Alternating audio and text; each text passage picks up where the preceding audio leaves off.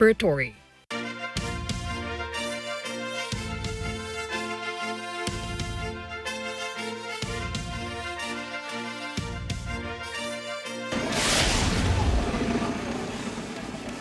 Torrential rains in Brazil have left at least 79 dead and dozens missing. The rains have plagued Brazil's northeastern Pernambuco state since last Tuesday. More details on this later in the news.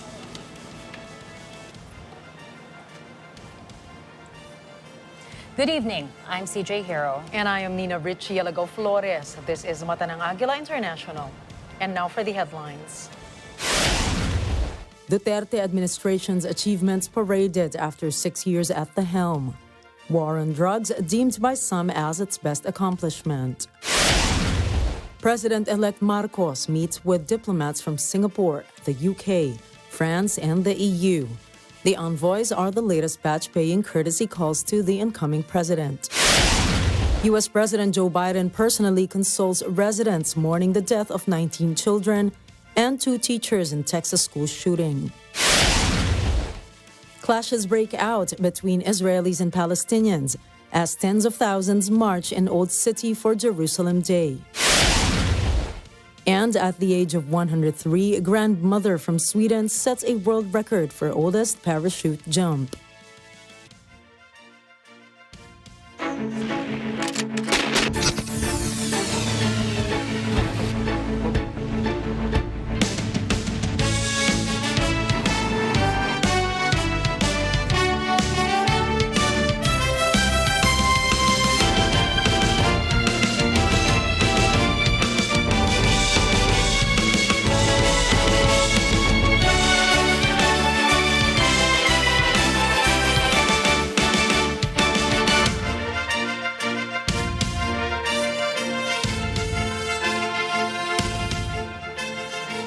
How will you remember the administration of President Rodrigo Duterte?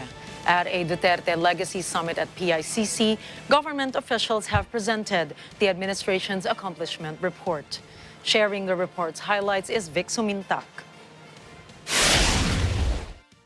Malacanang commenced the 2-day Duterte Legacy Summit final report to the people today, May 30, at the Philippine International Convention Center in Pasay City. 6 cabinet clusters presented the accomplishments of the Duterte administration for 6 years involving economy, peace and order, infrastructure and foreign policy. Executive Secretary Salvador Mijaldea said, with the 6-year term of the Duterte administration, change has been felt in the lives and livelihood of the people despite the COVID-19 pandemic. Mijaldea highlighted the creation of Malasakit Center in various areas of the country to help ensure the poor have access to health care. He said the Duterte legacy also includes free college schooling, a successful campaign against illegal drugs, increased electricity coverage in far-flung areas, free irrigation for farmers, and a campaign against communist insurgency. Mijaldea said that these changes brought about by the President Duterte's administration are evident with the 82% approval and popularity rating, including trust rating of the President in the last month of his presidency, the highest in history of an outgoing president. The Executive Secretary then thanked the people behind the success of the Duterte administration, despite the challenges it faced these extraordinary times. 6 years of borrowed time proved not enough to fully enjoy his unconventional but very effective style of leadership that the world has not seen before. Some were shocked, others lost for words, but all in agreement that this is the kind of leadership we as a nation needed. In the last 6 years of borrowed time, we were able to establish the needed change that our countrymen and women deserve.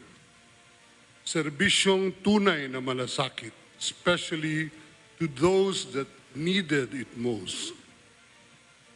This brings us to this monumental event, the legacy of the Duterte administration and the inspiring stories of change that it has written. This is Vic Sumintak reporting for Mata ng Agila International, trusted, connected, On Point.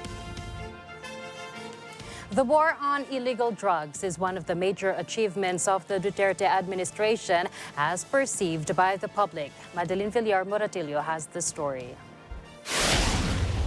Despite all the criticisms from local and international groups, the war on drugs of the Duterte administration is regarded by the people as one of its best accomplishments. In a report from the Presidential Communications Operation Office or PCOO, as of March 31, more than 1 million drug users all over the country surrendered. In his report to the nation as part of the Duterte Legacy Summit, Defense Secretary Delfin Lorenzana said the government confiscated drugs worth billions of pesos, while thousands were apprehended and charged under the War on Drugs campaign of President Duterte. Some citizens say they admire how the Duterte administration focused its campaign on illegal drugs, one of the perennial problems of the country. Yung tungkol sa drugs, drug war, yan. Marami siya nagawa ron. Bilib ako dun sa kanyang programa. Sa drugs, sa anuhan niyan drugs, na luminis ang buong Maynila, buong Pilipinas. Bawasan yung mga adik sa Pilipinas. Napaganda niya rin ang Pilipinas. The Manila Bay cleanup easily came to people's minds as well. The bay full of trash along Ross Boulevard was turned into a white sand patch similar to that of Boracay. The public also commended the Build, Build, Build project of the Duterte administration. Yung mga pinagawa niya ng mga infrastructure, build. Although ako, nagko-commute lang ako, di naman ako makakadaan doon. Pero pag nakikita mo kasi yun yung mga pinapagawa niya, mga flyovers, mga expressway, makikita mo talaga na napupunta maganda yung perang binabayaran ng mga tao, di ba? Yung tax na binabayaran natin. Yun. Nagpapasalamat tayo kay Pangulong Duterte kasi yung mga napagawa niya mga tulay, napaganda yung ating Pilipinas, nagkaroon ng maraming trabaho mga Pilipino. Tsaka isa pa, sa drugs. During his State of the Nation address in 2017, President Duterte promised to usher in a golden age for infrastructure in the Philippines. In his report at the Duterte Legacy Summit, Public Works and Highways Undersecretary Emil Sadain said due to the construction of additional highways, the travel time to provinces in the North and Bicol region has been reduced. Sadain also reported that under the Duterte administration, 6,854 bridges and 40,000 roads have been constructed or improved, while 1,256 bridges and about 11,000 roads are still under construction or repair. This is Madeline Villar-Moratillo reporting for Mata ng Agila International. Trusted, connected, on point. Defense Secretary Delfin Lorenzana cited the passage of Antiterrorism Law and the creation of the Government Anti-Insurgency Task Force as some of the Duterte administration's accomplishments. The Secretary made the citation during day one of the Duterte Legacy Summit, which was presented by the palace to showcase the gains of the country under the presidency of Rodrigo Duterte. Lorenzana stressed that the Philippines is for rule of law, and President Duterte signed the Antiterror Law to help authorities protect communism or communities against terrorism. He also lauded Duterte's Executive Order No. 70, which established the National Task Force to end local communist armed conflict. Explaining, the task force leads barangay development programs that rid barangays of communists. Lorenzana said the task force paved the way for 2,318 barangay development programs, including 103 indigenous people villages. Lorenzana further said the task force was able to clear 4,148 barangays of New People's Army rebels and file 1,403 criminal complaints against communist rebels. Envoys from Singapore, the UK, France, and the EU are the latest to visit President-elect Ferdinand Marcos Jr., boosting diplomatic and trade ties between the incoming administration and their countries is the major talking point. Eden Santos files this report. Incoming President Ferdinand Bongbong Marcos Jr. received ambassadors from Singapore, the United Kingdom, France, and the European Union during separate courtesy calls at BBM headquarters in Mandaluyong City. First to visit Marcos was Singapore Ambassador to the Philippines, Gerard Ho, followed shortly by United Kingdom Ambassador Lord Bufez. European Union Ambassador Luc Vewon also paid a visit, followed by Ambassador Michel Bocuse of France. During their private meetings, the envoys vowed to strengthen the ties in trade and diplomacy, as well as their common interests in democracy, self-determination, and economic recovery. Singapore Ambassador Ho faced the media following his meeting with President-elect Marcos. As you know, Singapore and Philippines are old friends and close partners. Our countries are both founding members of ASEAN.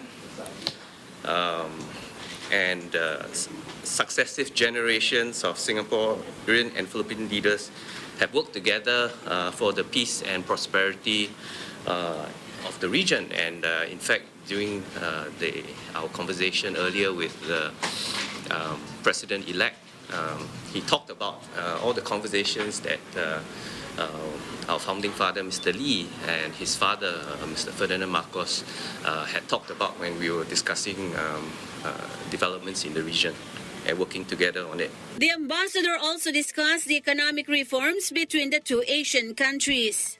Singapore is one of the Philippines' largest trading partners and foreign investors.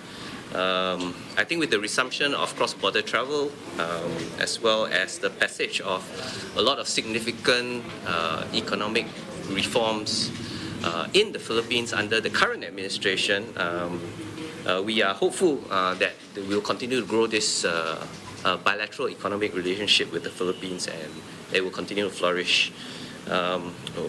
We see a lot of growth potential in the Philippines, and we hope to see more and more Singapore companies coming into the Philippines market. Ho also confirmed that Singapore President Halimah Yacob invited Marcos to visit their country. However, he clarified that there are no details as of yet, as they are still discussing the schedule of the two leaders. Yes, our president formally extended an invitation to make a state visit to Singapore. This is something that we do often among ASEAN leaders. I have also mentioned and reiterated that invitation in the earlier meeting with President-elect Marcos. But of course, details there's no details as of yet. I think this is something that that would depend on the schedules, and I see that there are a lot of things to be done for the new president.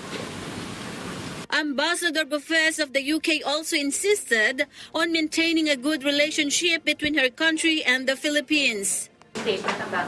Yes, so I'm delighted that I've just come out of a meeting with the President-elect, which was really useful, very informative and very warm. I was able to set out that the UK already has a really strong bilateral relationship with the Philippines, and indeed strong friendship between our two countries and between our peoples, and that we intend to take that from strength to strength over the course of the President-elect's administration. She added President-elect BBM is very focused on the economy. We were able to discuss areas of particular joint interest, where we want to further work together and expand and broaden and deepen our collaboration. So, for example, as you know, the President-elect is very focused on the economy and boosting the economy after the pandemic. And we were able to discuss what the UK has been doing in that space and what more we will do to support businesses, to support trade, support investments and infrastructure in particular. We spoke about energy and climate change and the UK's support in that space, in particular on energy transition, but also on adaptation. We spoke about the peace process in Mindanao. We spoke about human rights and media freedom.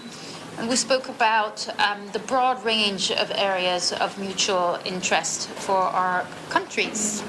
And I said that I was very much looking forward to working with the next administration. Buffet said they also talk about climate change, energy, the peace process in Mindanao, and also human rights and media freedom. And I said that I was very much looking forward to working with the next administration. Ambassadors from France and the EU did not give media interviews due to prior commitments.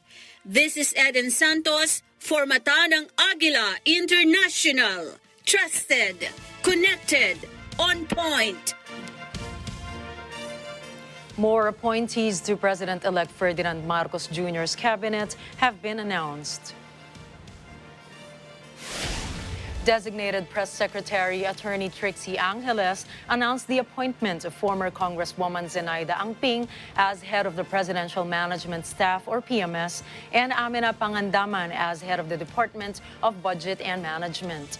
Liloan Mayor Cristina Frasco was nominated as Tourism Secretary, Attorney Ivan John Oy as Information and Communications Technology Secretary, and broadcaster Erwin Tulfo as Social Welfare and Development Secretary. Angeles said the basis for the appointment is their experience in public service and proven service record. There are no nominations yet for the positions of Agriculture and Energy Secretaries. The name of Deputy Speaker Dante Marcoleta was floated to head the Department of Energy, but Angeles said nothing is final unless there is an announcement. Angeles, meanwhile, clarified that there will be no special position for Senator Amy Marcos, aside from being the super sister and a presidential sister.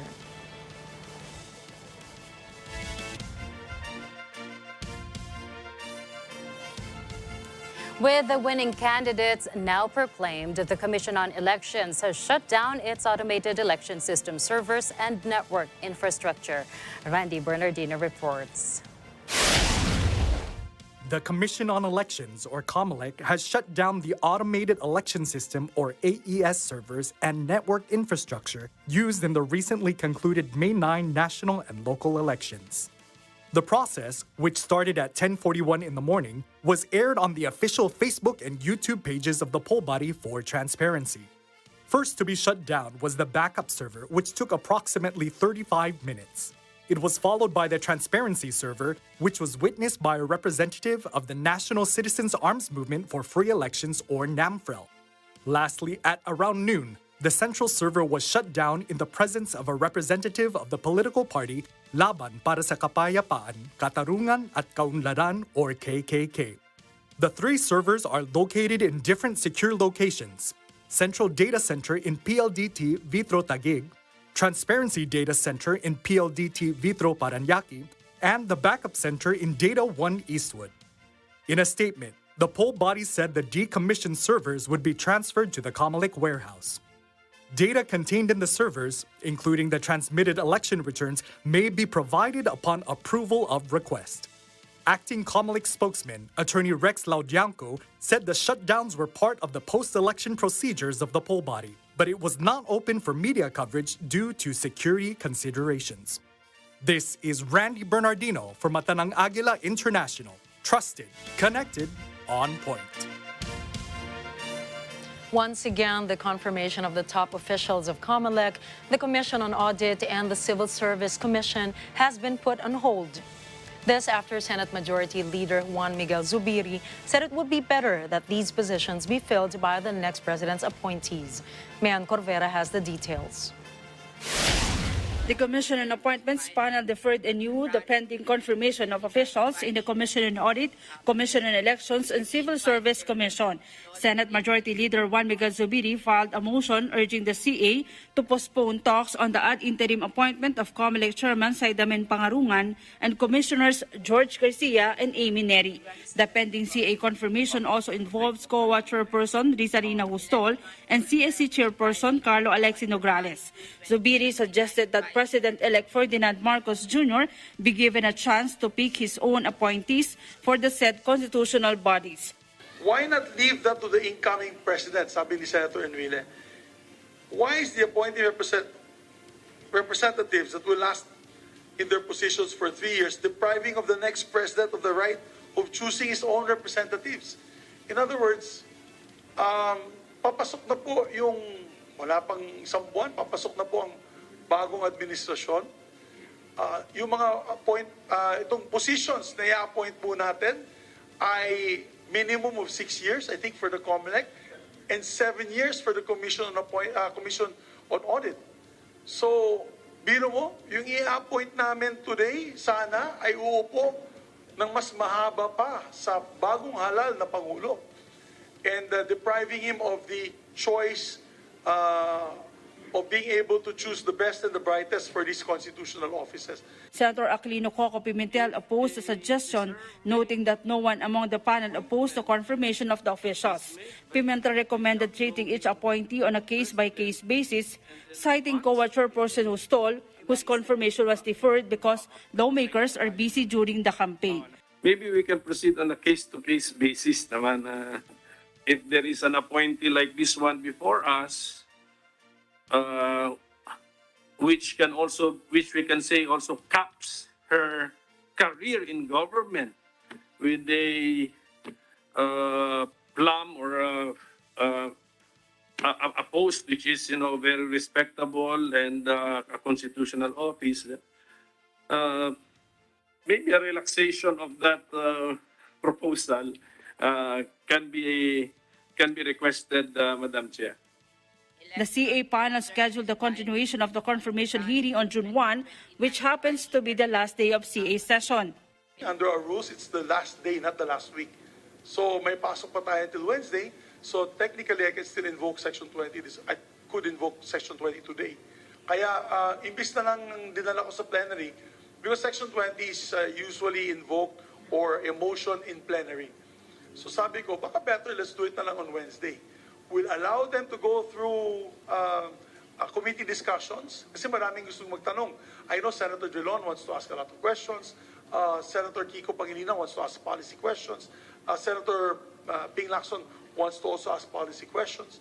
So let's listen to them in the morning, and then in the afternoon before plenary, magkakaroon po kami ng botohan in caucus.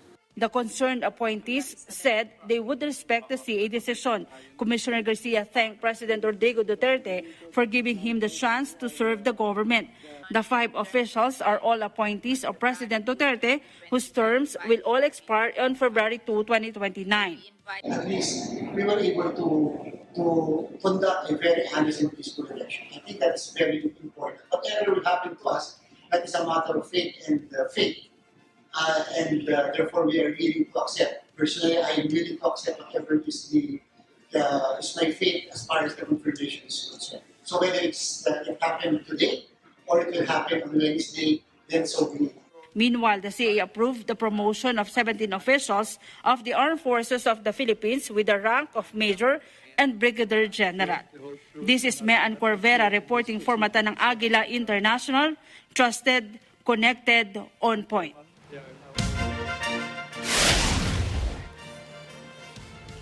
Coming right up, 7 Filipino fishermen missing after a collision with a cargo ship in Palawan. Crowd shouts, "Do something," as President Joe Biden visits Texas after school shooting. Death toll mounts from Brazil downpours. 79 confirmed dead as search continues. Catch the latest news from the Philippines and beyond when Mata ng Agila International returns.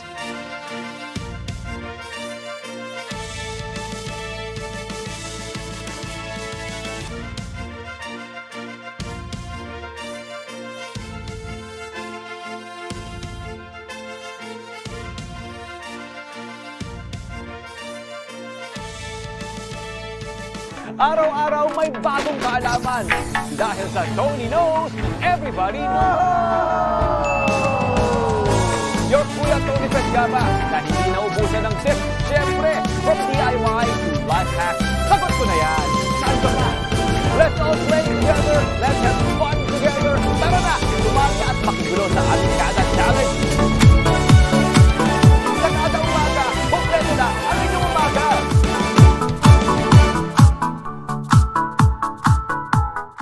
Araw-araw may bagong kaalaman.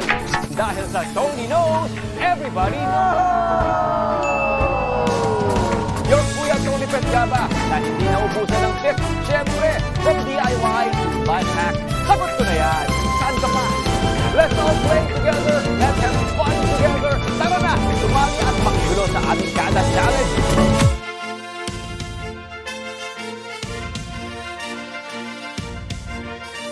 You are still watching Mata ng Agila International. Search and rescue operations are ongoing after a Philippine sea collision left 7 fishermen missing. Madeline Villar Moratillo has the details. The Philippine Air Forces joined the search and rescue operations of the Philippine Coast Guard to look for the 7 fishermen still missing in the waters of Palawan. Last Saturday, at around 5:40 in the afternoon, the fishing boat JOT-18 collided with MV Happy Hirro, a Marshall Islands flag cargo vessel near Agutaya, Palawan. The cargo vessel MV Happy Hirro came from China and was sailing to Australia when the accident happened. Its crew immediately helped and released a transiting boat to rescue the Filipino fishermen. PCG said 20 crew members were on board the Filipino fishing boat. 13 of the fishing vessel crew were rescued, 12 sustained wounds, while 1 suffered a head injury, but all are now in stable condition. Most of the fishermen are residents of Bantayan Island, Cebu, while 1 was from Estancia, Iloilo. Coast Guard spokesperson Commodore Armand Balilo said the fishing boat experienced engine trouble. The authorities are checking if the cargo vessel's warning system detected or alarmed to avoid collision. The PCG also issued a notice to mariners about the 7 other crew members of the fishing boat that are still missing. This is Madeline Villar Moratillo reporting for Mata ng Agila International. Trusted, connected, on point. Another round of oil price adjustments is expected to take effect tomorrow, May 31. Based on the advisories of oil companies, gasoline prices will be trimmed by 1 peso and 60 centavos per liter. The rollback is still far from leveling off last week's 3 pesos and 90 centavos per liter increase. Meanwhile, diesel prices will be up by 1 peso and 20 centavos per liter, and kerosene's price will increase by 2 pesos and 45 centavos per liter.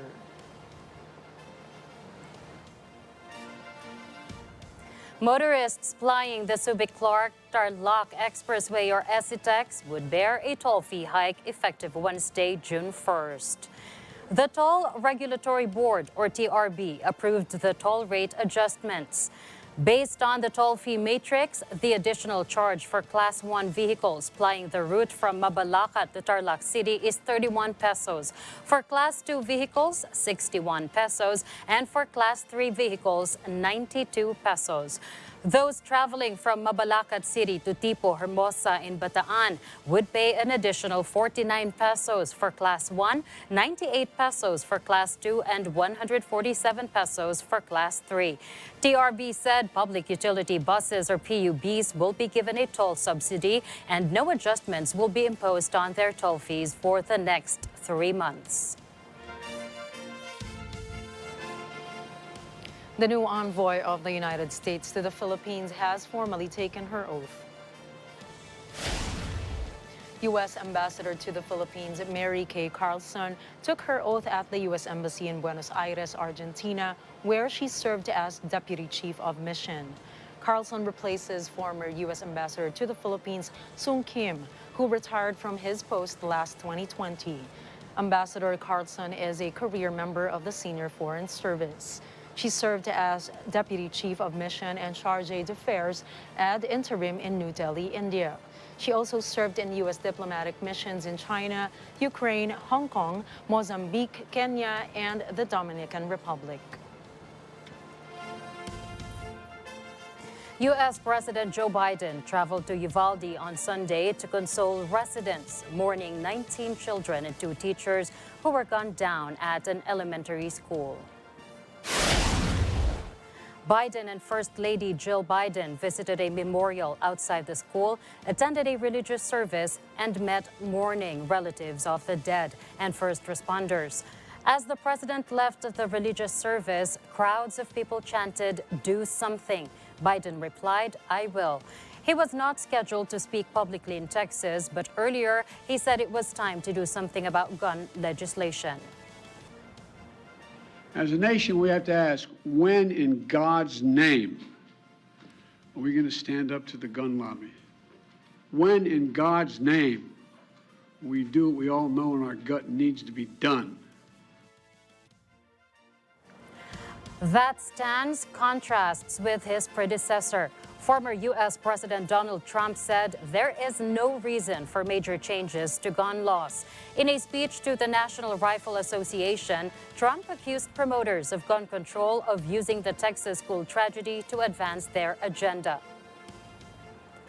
Every time a disturbed or demented person commits such a hideous crime, there's always a grotesque effort by some in our society to use the suffering of others to advance their own extreme political agenda. Even more repulsive is their rush to shift blame away from the villains who commit acts of mass violence and to place that blame onto the shoulders of millions of peaceful, law-abiding citizens. Still shocked and angered by the recent Texas school shooting in the United States, people across the country share with our team their heartache, frustration, and what they think can be done to avoid another tragedy, such as this one. Jane Kathleen Gregorio reports. This week, the country lost 19 young lives during an elementary school shooting in Uvalde, Texas. 2 of their teachers were not spared either. Their deaths, many say, are senseless and could have been avoided. But how do we really make sense of this tragedy? A tragedy many blame on weak gun control laws, others on mental health issues. Our teams asked individuals here in Texas and in other cities across the country about how they feel after another unfortunate event took the lives of more than a dozen innocent persons, most of whom were just 10 years old. And now I don't even feel comfortable sending her to school. I'd rather just put her into homeschool with me. At least she's more safe and I know that she'll come back home to me. This is the only country where you hear this consistently. This is something that the higher ups need to look at and have better gun control. As someone who has studied human behavior, that we need to increase our awareness of mental health in general and look for the warning signs before they begin.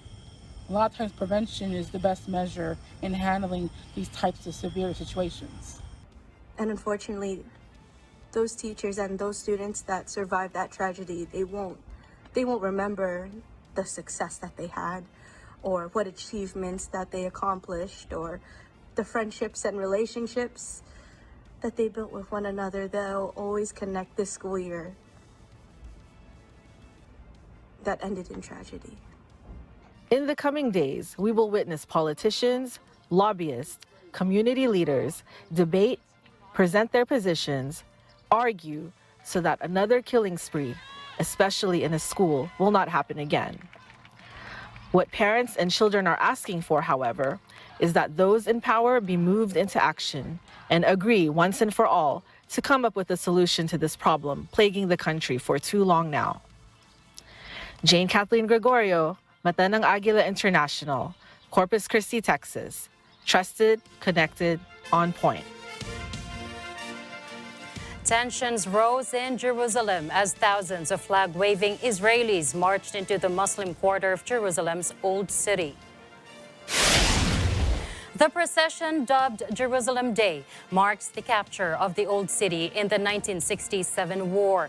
As Jewish crowds marched through the streets chanting "Death to Arabs," Palestinians hurled projectiles at them. More than 2,000 police officers had been deployed in the area. They arrested about 20 people for disorderly conduct. The Palestinian Red Crescent reports 100 Palestinians were injured. Counter-rallies were held in the occupied West Bank, with Israeli security forces clashing with Palestinians at several sites. Torrential rain in northeastern Brazil has left at least 79 lives and dozens missing. About 4,000 people have been forced to flee from their homes because of flooding and landslides. The country's military has thus joined other agencies to provide relief operations and aid to affected families. Between Friday night and Saturday morning, 236 millimeters of rain fell in some parts of the region. Forecasters say things could get worse as rain will continue for another day. According to experts, Brazil's rainy season downpours are being augmented by La Niña, the cyclical cooling of the Pacific Ocean, and by climate change. Meanwhile, in Nepal, rescuers have recovered the bodies of all but one of the 22 airplane crash victims, according to the army. Nepal Army spokesman Narayan Silwal said the search will continue for the remaining passenger.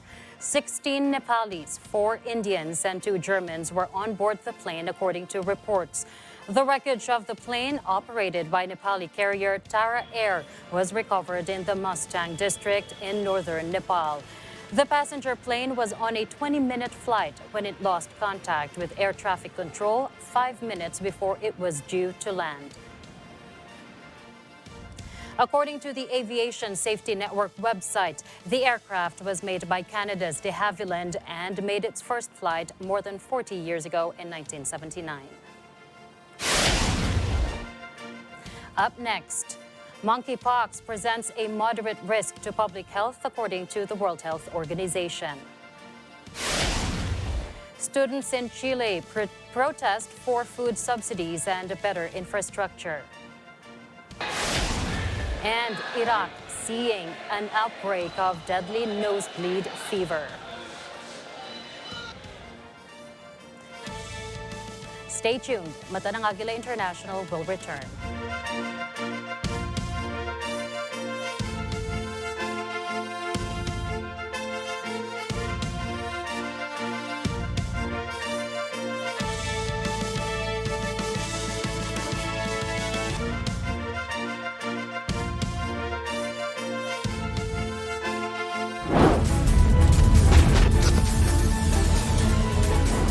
Kung kayo ay may kilalang grupo o individual na may natatanging paraan na pagresponde, iparating sa amin sa pamagitan po ng text sa 0915-415-1035 o mag-email sa responde@net25.com.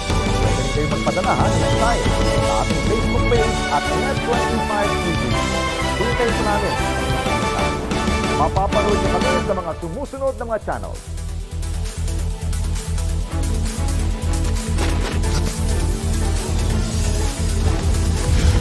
Sabado, alas 6 hanggang alas 7 ng gabi. Ito ang Responde, Mata ng Mamamayan.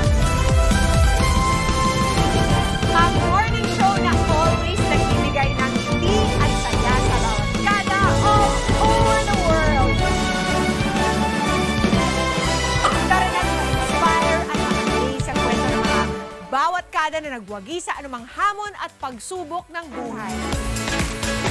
Itago ng mga remote control at tumambay lang dito sa paborito yung barkada sa umaga at Kada Umaga! Dahil kayo ang identity.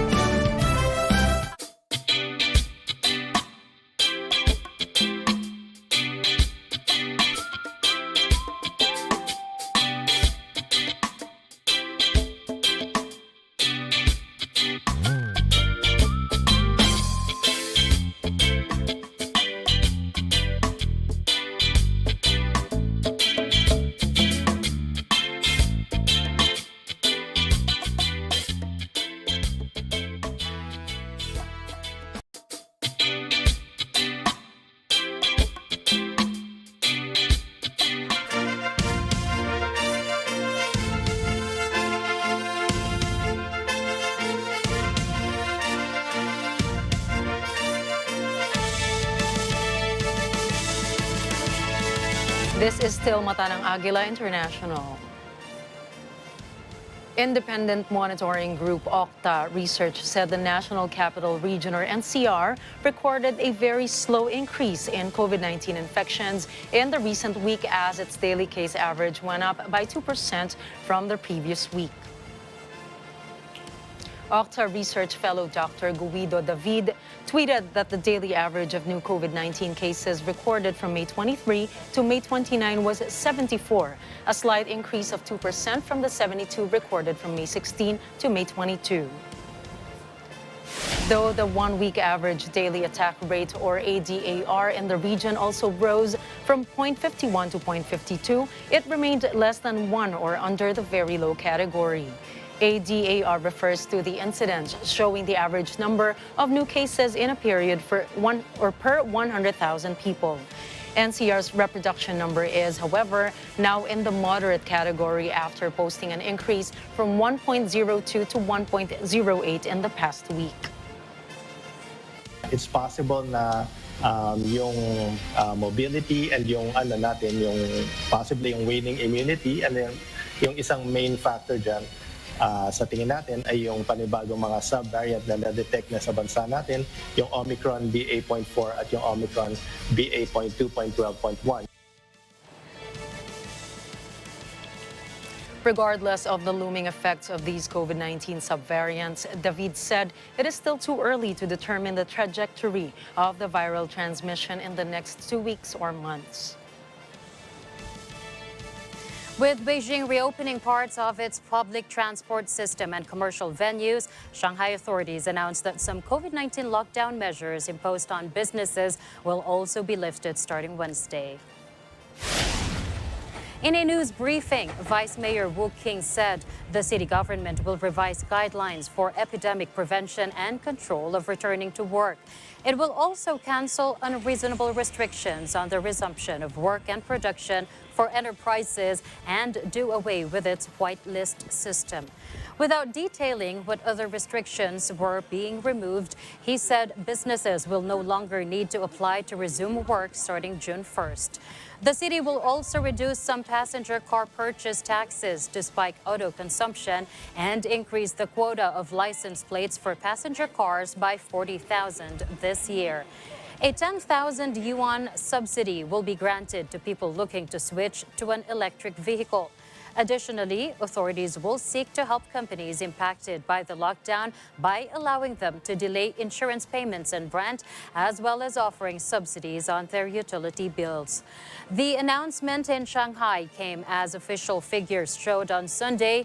New daily coronavirus cases fell to 122 from 170. Shanghai is China's biggest city with a population of around 25 million and is a key financial, manufacturing, and shipping hub. The World Health Organization, or WHO, restated that monkeypox constitutes a moderate risk to overall public health at global level after cases were reported in countries where the disease is not typically found. The public health risk could become high if this virus exploits the opportunity to establish itself as a human pathogen and spreads to groups at higher risk of severe disease, such as young children and immunosuppressed persons, WHO added. The health agency also reported that as of May 26, a total of 257 confirmed cases and 120 suspected cases have been reported from 23 member states that are not endemic for the virus. WHO confirmed that there have been no reported fatalities so far. Health authorities also said that the unexpected appearance of monkeypox at once in several non-endemic countries suggests that undetected transmission for some time in recent amplifying events. The UN agency added that it expects more cases to be reported as surveillance in endemic and non-endemic countries expands. Monkeypox is an infectious disease that is usually mild and is endemic in parts of West and Central Africa. WHO said monkeypox usually spreads by close contact, and it can be relatively easily contained through measures such as self-isolation and good hygiene.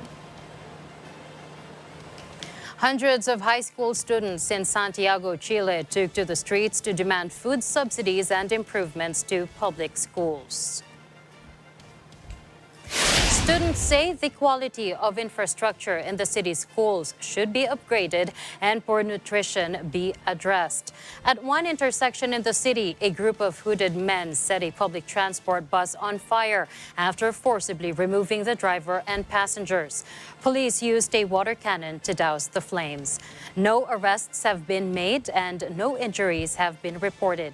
High school students have staged at least a dozen demonstrations demanding improvements in the education system since Gabriel Boric took office on March 11.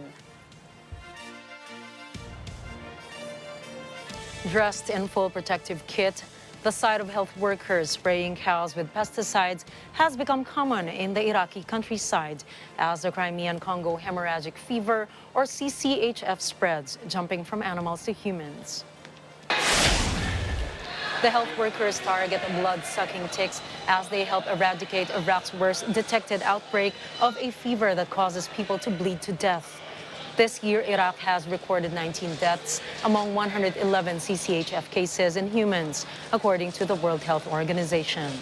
According to medics, the virus has no vaccine and the onset can be swift, causing severe bleeding both internally and externally, and especially from the nose. It causes death in as many as 2/5 of cases. الزفية هو مرض فيروسي حيواني المنشأ، ينتقل من الحيوانات المصابة إلى الإنسان بصورة مباشرة أو صورة غير مباشرة من خلال التعامل مع مخلفات الحيوان وسوائله ودمائه، بالإضافة إلى حشرة القراد هي الناقل الرئيسي للمرض. الأعداد المسجلة الآن لا تقارن بأي عام منذ أن دخل المرض إلى العراق عام 1000.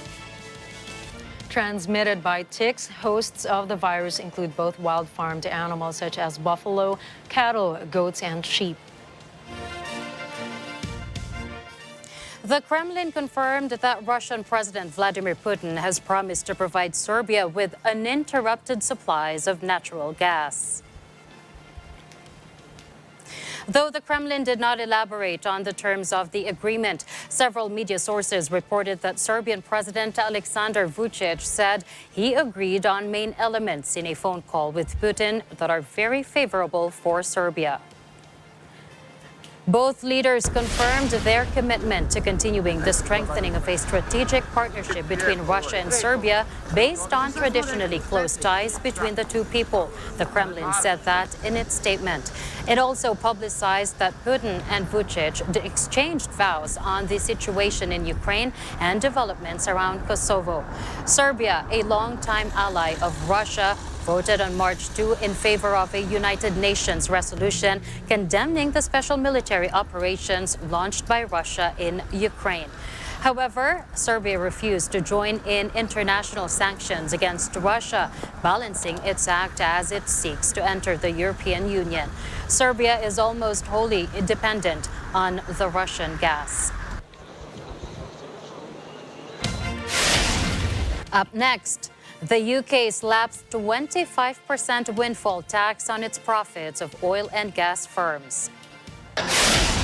Real Madrid wins 14th European Cup after beating Liverpool 1-0. And Daredevil Granny beats record for oldest parachute jump at age 103. Get the details on these stories when Mata ng Agila International returns.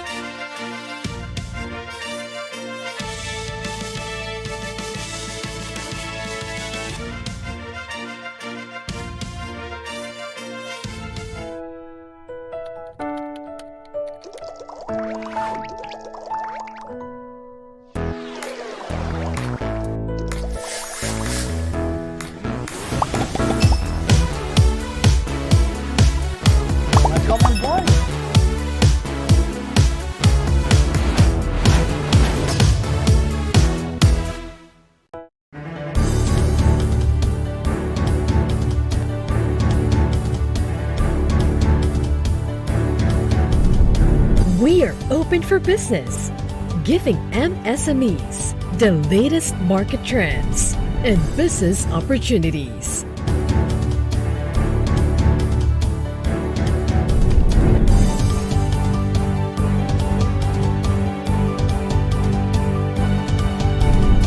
Open for business, only on Net 25.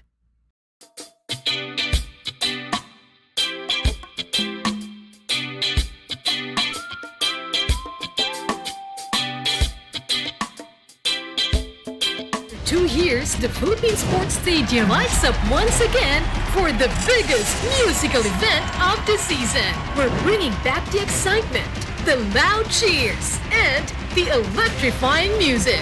Featuring powerhouse performances from Verse 1, Aya de Leon, Bini, Calista, Christoph Someru, December Avenue, Dion, Glock 9, Magnus Haven, Matthias, and the Itchy Worms. Summer Blast 2022, hosted by Bea Pinene, Maureen Shrivers, and Empoy Marquez. Don't miss the Grand Summer Musical Spectacle. Part 1 on June 4 and Part 2 on June 5, 4 p.m. to 5:30 p.m. right here on Net 25.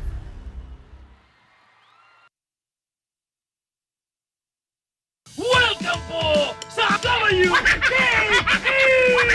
Kumaon ka na sa nakakahiya ka. Bakit ba? Nag-enjoy pa ako eh. Enjoy na enjoy ka. Hindi pa tayo nagbabayad ng entrance. Superhero ka ba? Oo, kinukutuban kasi ako. Meron kayong masamang gagawin. Yes! Ito! Ano?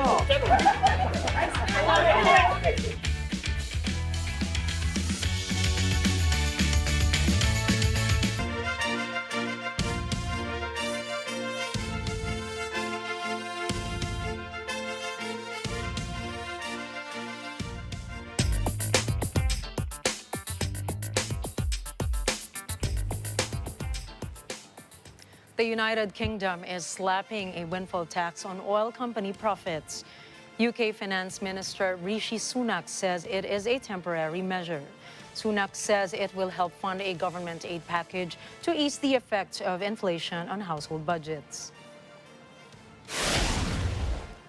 We need to make sure that for those whom the struggle is too hard and for whom the risks are too great, they are supported. This government will not sit idly by whilst there is a risk that some in our country might be set so far back they might never recover. This is simply unacceptable, and we will never allow that to happen. The new tax will be charged on energy company profits at a rate of 25%. It will be phased out when oil prices drop.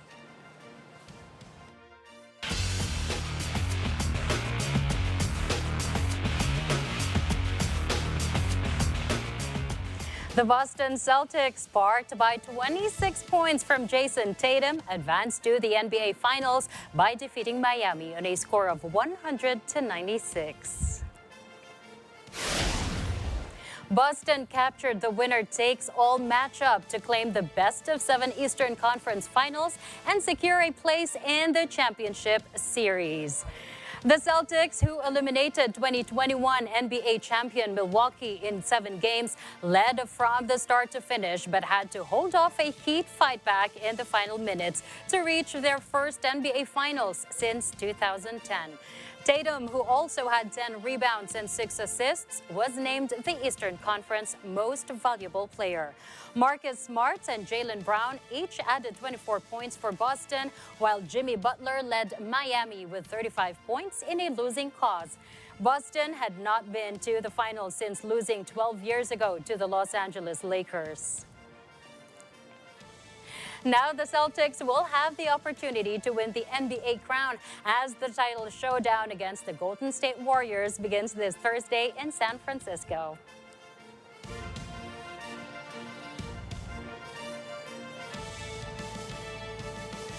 Real Madrid President Florentino Perez told the team to turn their attention to winning a 15th European Cup as the players celebrated their latest Champions League triumph with thousands of fans. Real Madrid defeated Liverpool 1-0 at the Stade de France, with Vinicius Jr. scoring the winning goal to secure the club their 5th Champions League title in the last 9 seasons. To celebrate the success, the players took the trophies on an open-top bus tour around the city.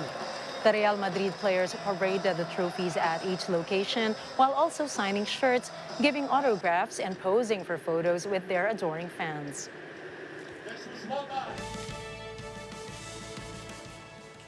Perez also praised Real Madrid coach Carlo Ancelotti, who this season has become the first coach to win 4 European Cups and the first to win all 5 major European leagues.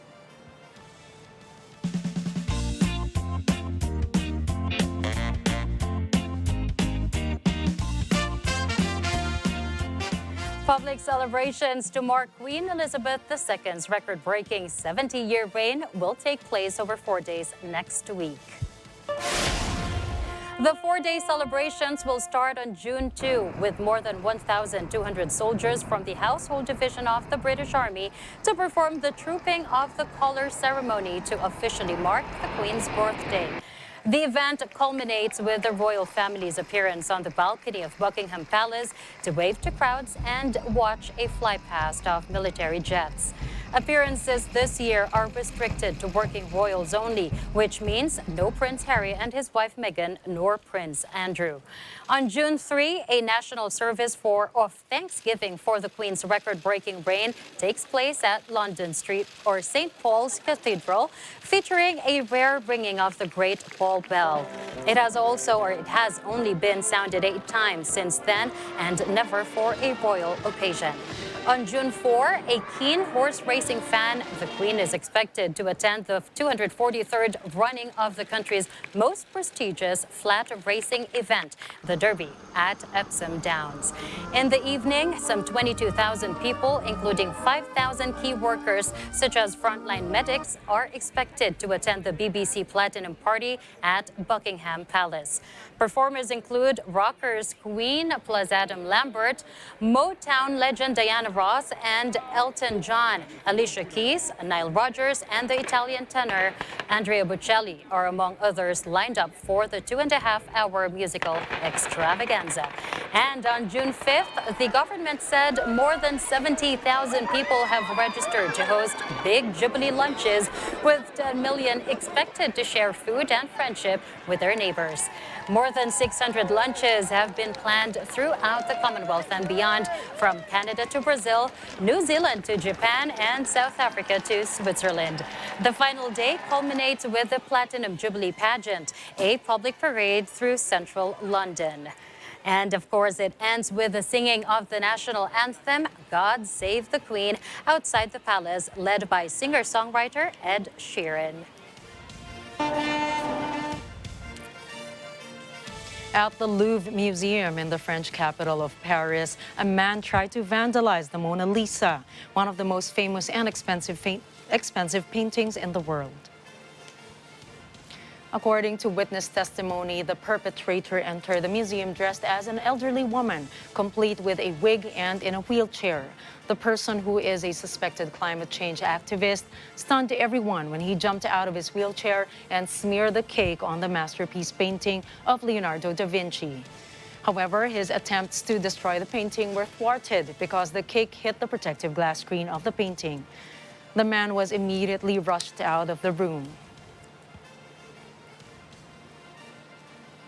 It was not the first attack on the Mona Lisa painting, as several reported attempts to steal, deface, or use the 77 by 53 centimeter canvas to raise awareness for various causes have been made throughout history.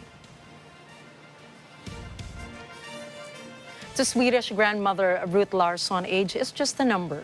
She's 103 and not content to sit on the front porch of her house in a rocking chair. On Sunday, Larson jumped out of an airplane and became the oldest person to complete a tandem parachute jump.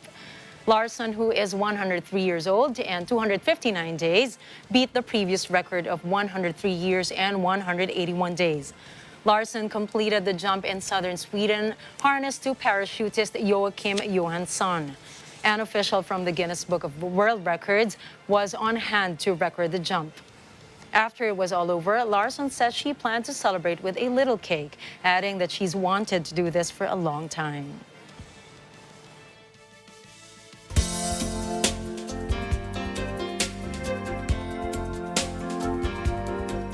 Well, Larson definitely witnessed these major historical events that happened today in history. In 1971, the U.S. Mariner 9 was launched. It went on to become the first satellite to orbit Mars.